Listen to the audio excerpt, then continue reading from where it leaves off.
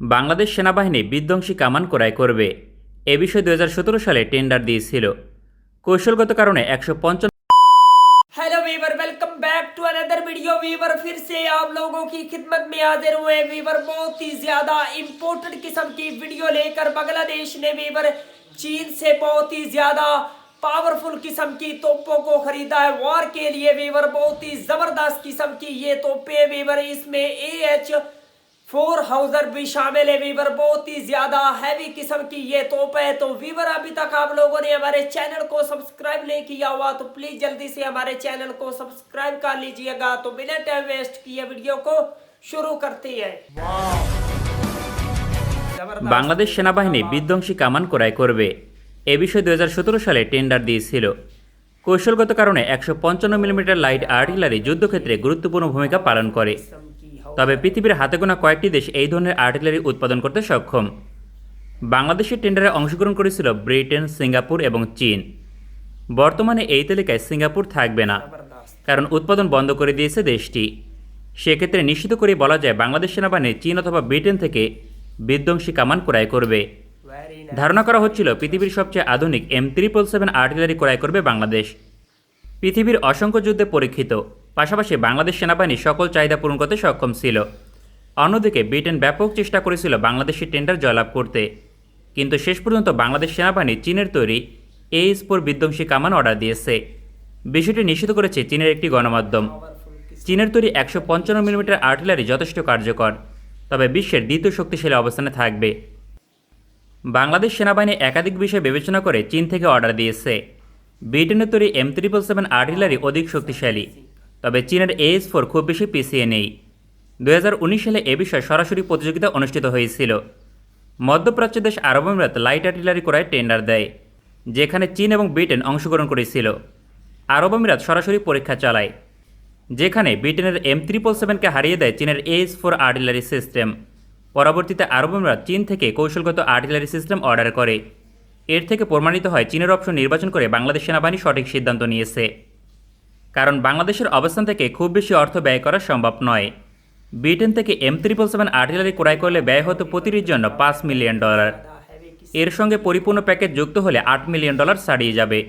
বাংলাদেশ সেনাবাহিনী 1 রেজিমেন্ট ক্রয়ের টেন্ডার দিয়েছিল, সুতরাং 18টি ক্রয় করতে বাংলাদেশের প্রয়োজন হতো প্রায় $150 মিলিয়ন। বাংলাদেশ এত বেশি অর্থ ব্যয় করতে আগ্রহী ছিল না। অন্যদিকে চীনের AH-4 আর্টিলারি সিস্টেম ক্রয় করতে অর্ধেক মূল্য লাগবে, অর্থাৎ $70 থেকে $80 মিলিয়ন। বাংলাদেশি টাকায় যার পরিমাণ 800 কোটি টাকা। তাছাড়া বাংলাদেশ সেনাবাহিনী সকল চাহিদা পূরণ করতে সক্ষম হবে চীনের AH-4 আর্টিলারি সিস্টেম। এখন প্রশ্ন হচ্ছে, চীনের তৈরি AH-4 আর্টিলারি সিস্টেম মিয়ানমার এবং ভারতকে মোকাবেলায় কতটা কার্যকর ভূমিকা পালন করবে। বাংলাদেশ সেনাবাহিনী সীমান্তে ইমার্জেন্সি মোতায়েন করতে লাইট আর্টিলারি সিস্টেম অর্ডার দিয়েছে।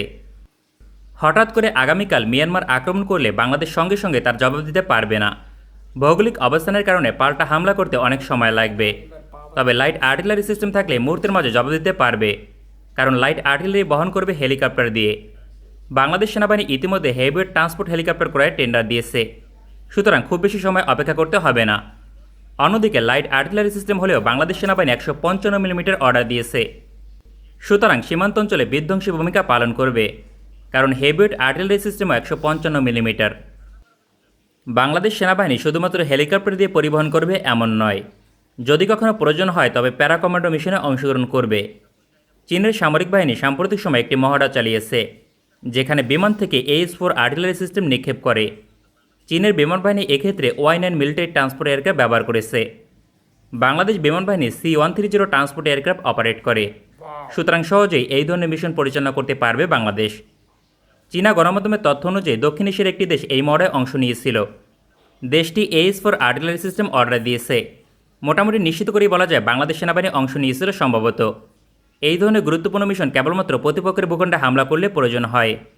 একমাত্র মিয়ানমারের বিরুদ্ধে প্যারা কমান্ডো মিশনে AH-4 আর্টিলারি সিস্টেম কার্যকর ভূমিকা পালন করবে। তবে ভারতের বিরুদ্ধে রাখবে গুরুত্বপূর্ণ ভূমিকা।